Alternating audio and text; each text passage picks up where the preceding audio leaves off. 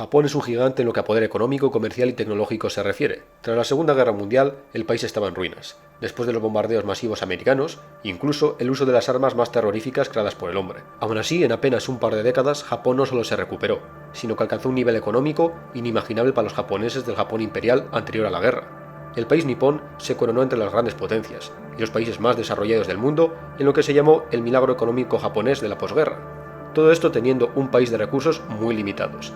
Pero las capacidades industriales de este país dejaron al mundo sin palabras, y gracias a la inventiva de su gente, el Japón de la segunda mitad del siglo XX ha estado al frente en lo que a los últimos avances tecnológicos se refiere.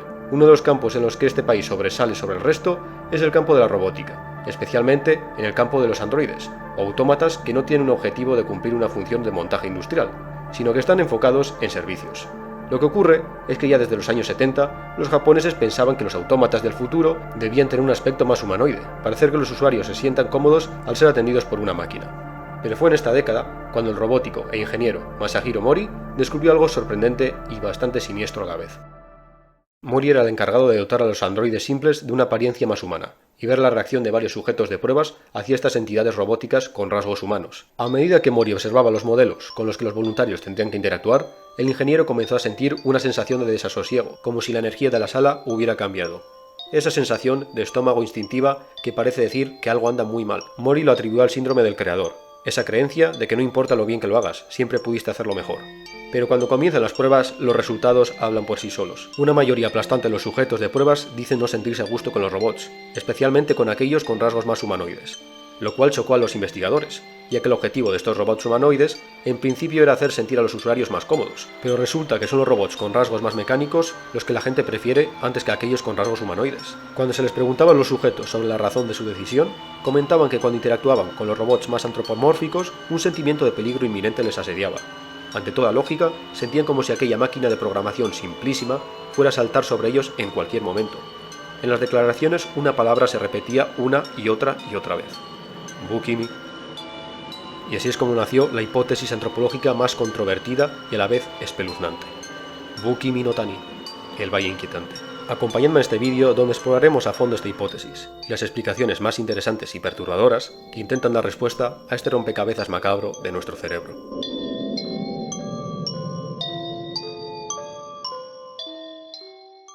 El señor Masahiro Mori publicó un ensayo acerca de los descubrimientos en una revista japonesa de los años 70.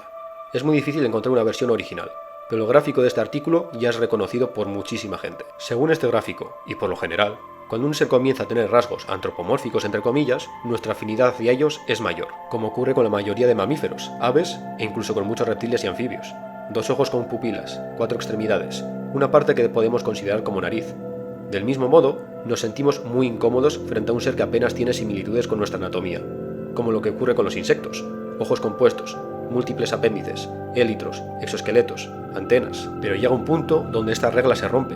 Es entonces cuando llegamos al Valle Inquietante. Una entidad se comienza a parecer excesivamente a un humano, pero todavía no ha alcanzado un grado de imitación suficiente para hacerse pasar por un humano. Es por ello que los maniquíes, excesivamente realistas, las muñecas de porcelana, las malas animaciones 3D o los animatrónicos nos generan una sensación de rechazo que seguramente ya habéis experimentado.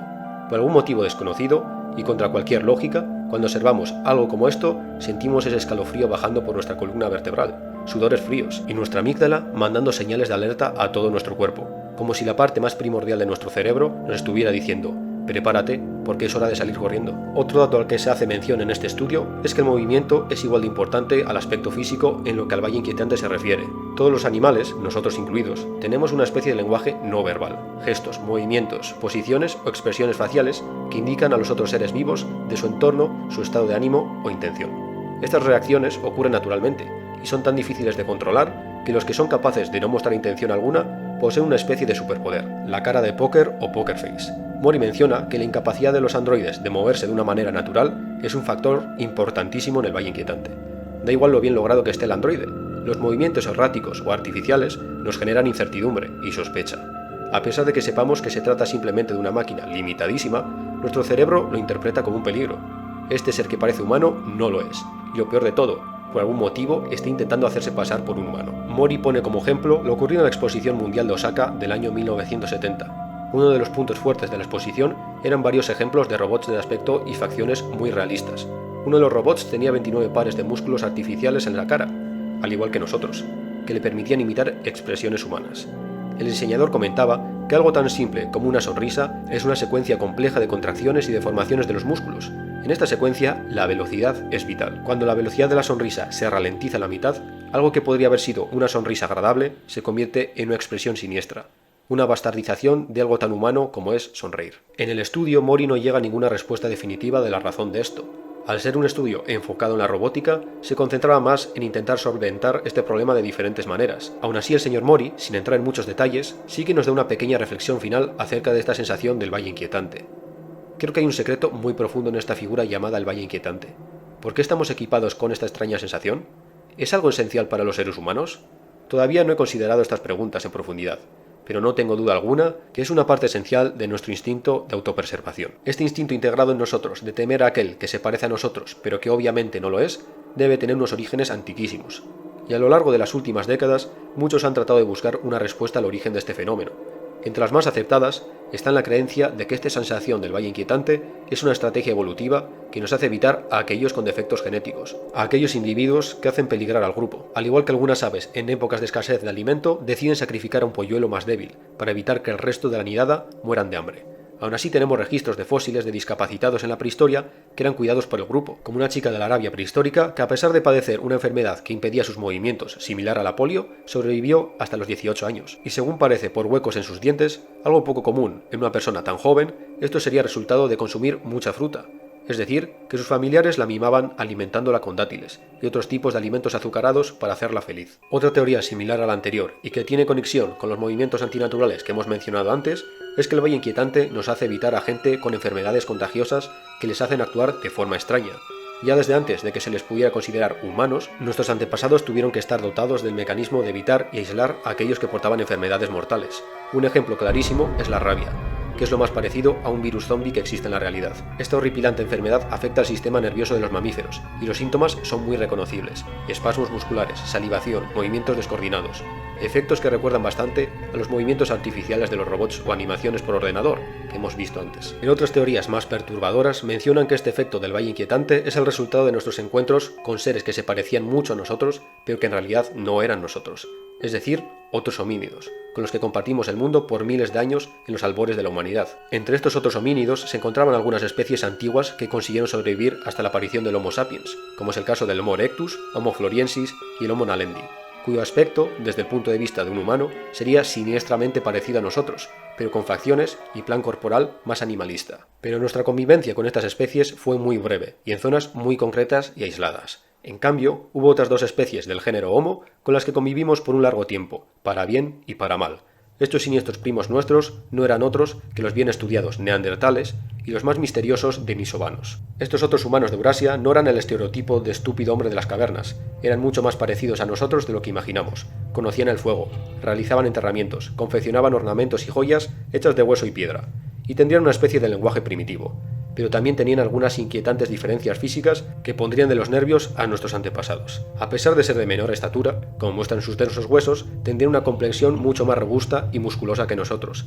Es decir, que en una pelea cuerpo a cuerpo no tendríamos nada que hacer. Sus rostros eran chatos de narices anchas, para poder respirar mejor en el frío clima de Eurasia. Sus cráneos eran gruesos con cejas prominentes, lo que les protegería contra los impactos, y su mandíbula con dientes el doble de grandes que los nuestros. La única ventaja física que los humanos podríamos tener contra los neandertales es que los Homo sapiens serían mejores lanzando proyectiles gracias a nuestros largos brazos. Y como muestran contusiones, fracturas e indicios de impactos en los huesos tanto de Homo sapiens como neandertal, se dio el conflicto entre estas dos especies, tanto en Europa como en Asia. Y también se debe mencionar los huesos con marcas de cortes, que son prueba de canibalismo y predación de humanos por parte de los neandertales y denisovanos. Así que es probable que el valle inquietante sea una característica genética que ayudaba a nuestros antepasados a evitar a estos otros humanos, debido al peligro que representaban.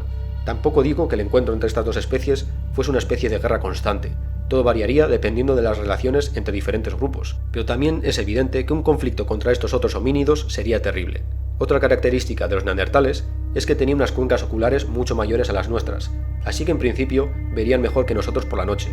Uno podría ponerse en la piel de los antiguos humanos siendo atacados por la noche por un grupo de extraños seres de aspecto humanoide y con fuerza sobrehumana. Y es cierto que las poblaciones actuales de Eurasia, o la gente que desciende de este continente, tienen entre un 2 y 4% de ADN neandertal, pero eso no quiere decir que estos genes neandertales sean el resultado de relaciones afectivas entre las dos especies, y puede que en realidad esta parte de Neandertal dentro de nosotros sean el resultado de otras actividades de guerra que ya os estaréis imaginando. La razón de la extinción de los neandertales es tema de discusión, pero la gran mayoría de arqueólogos y paleontólogos coinciden que más que una especie de especicidio llevado a cabo por nuestros ancestros, la desaparición de estos primos nuestros fue un proceso natural, al igual que les ocurrió a muchas especies animales de la época, como una repentina era glaciar devastadora causada por una erupción volcánica, nuevas enfermedades, o el hecho de que se enfrentasen a un problema de endogamia debido a que vivían en grupos familiares reducidos.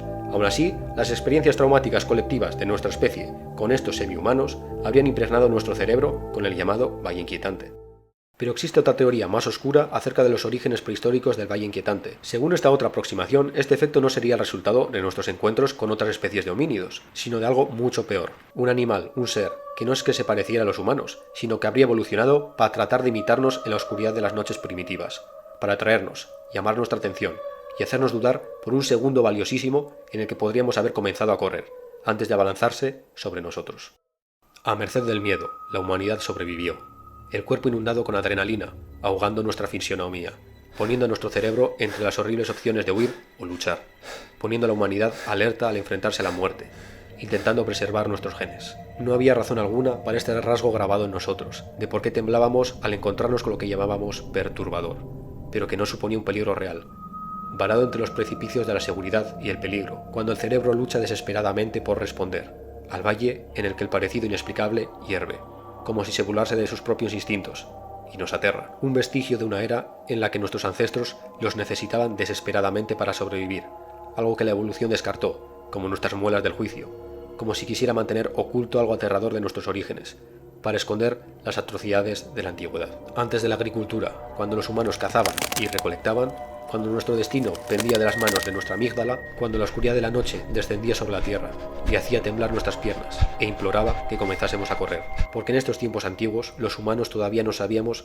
que lo inquietante era sinónimo de peligro, de algo que cazaba en la oscuridad, buscando sangre de presas tras una máscara familiar, el rostro de un antiguo Apex, contra el que la humanidad luchó, sin ayuda, tan solo con los consejos de nuestra hirviente amígdala, palpitando en percusión, destilando adrenalina, salvando al humano primitivo de la última pelea contra el mismo miedo. Pues eso ha sido todo, una pequeña exploración de la teoría del Valle Inquietante.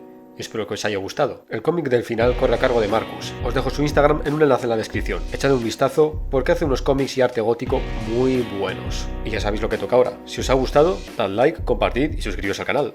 Bueno, ya nos vemos en el siguiente vídeo. ¡Chao!